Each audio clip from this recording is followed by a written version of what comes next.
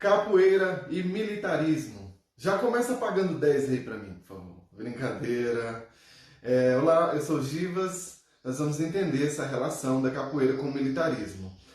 Eu começo falando da Guerra do Paraguai, porque foi com a Guerra do Paraguai, né, que a capoeira ela ganha a expressão, né, enquanto uma arte marcial. A gente tem a noção do poderio marcial da capoeira através da Guerra do Paraguai. Então começa, né, essa temática de utilização das bases militares na capoeira. E tem muita informação, beleza? Isso acontecia tanto na Angola como na regional. Então o Mestre Pastinha ele diz que saiu em 1910 da Marinha e ele sai de lá como professor de capoeira e esse título, né, que ele utiliza de contramestre é um título que é da Marinha. Por quê? Porque lá o marinheiro, o contramestre, na verdade, ele significa o ajudante do capitão. E na capoeira, o contramestre, entre aspas, é o ajudante do mestre, né? Não é alguém que está contra o mestre. Então, quando a gente olha, né, toda a história da capoeira, a gente vê essa questão da esportivização que eu falei nos vídeos anteriores, e isso, de alguma maneira, está ligado aos militares. Então, o mestre Bimba, ele esteve ligado ao contexto militar. Inclusive tem uma foto dele, né, com um dos seus alunos, o Zulfredo, possivelmente quando ele deu aula para os oficiais da reserva em Salvador. Então o mestre Bimba, ele, com toda a sua preeminência, ele precisou fazer um curso, né, para ganhar autorização do Estado Novo, repressor, para iniciar os seus trabalhos. Então, como foi essa atuação de mestre Bimba? Em 1939, de 1939 a 1942, ele deu aula no CEPOR, que foi esse clube, né, dos oficiais da reserva. Então, ali surgem estratégias, né, influenciadas pelos militares. Então, mestre Bimba, ele teve esse contato e foi através disso, né, que ele conseguiu o aval para abrir a sua academia de capoeira. Agora, se o mestre Bimba era consonante ou não com o militarismo, aí essa não é a questão que a gente está tratando aqui, né? A gente já falou nos vídeos anteriores sobre Zuma e sobre Senhorzinho, então eu não vou falar aqui, mas tem dois personagens que merecem menção, né, dada a sua importância nesse quesito militarismo. Então, é o almirante Lamartine Pereira e o Inesio Pena, que foram pessoas que publicaram em 1962 um livro que traz os traços militares para dentro da capoeira.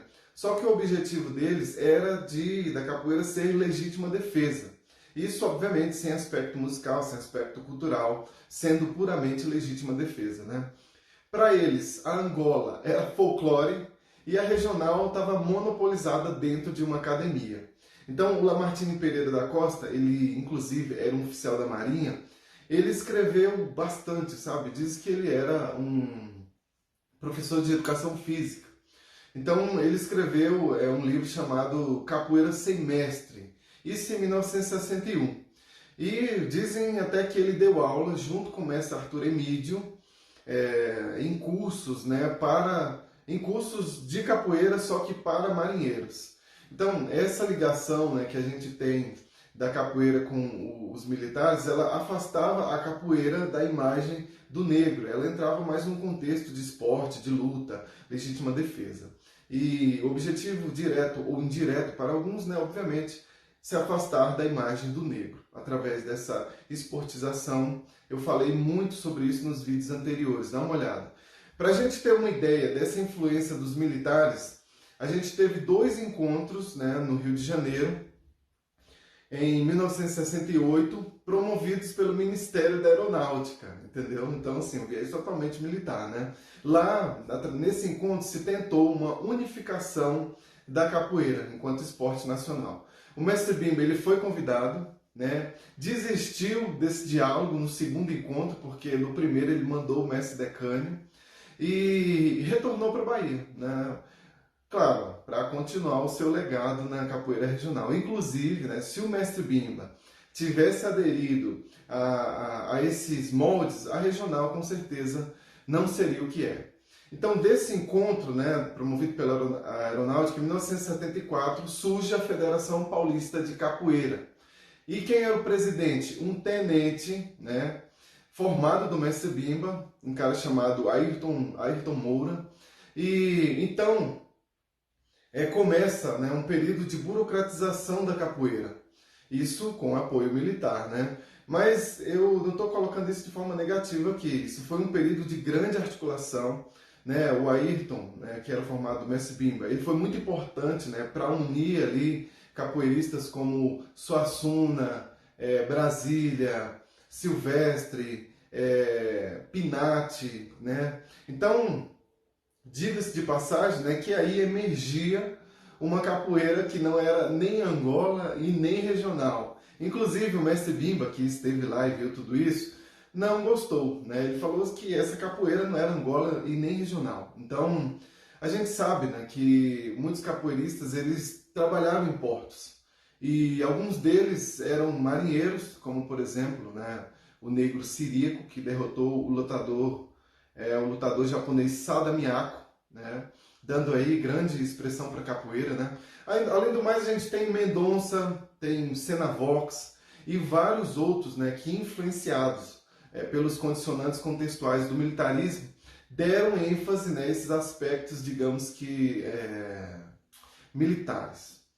Então, desse envolvimento da capoeira com essa rigidez militar, a gente tem, né, determinadas formas de existir da capoeira.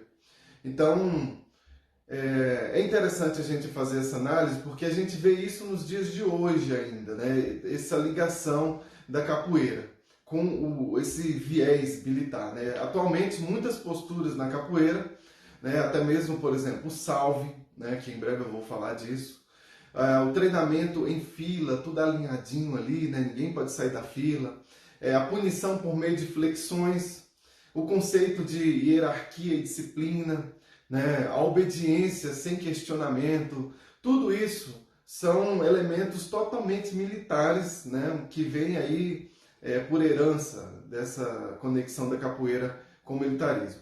Então, o problema, né, é que disso às vezes surge aquele ego, né, aquele ego que se manifesta através da hierarquia, dessa questão de cordas e etc e tal.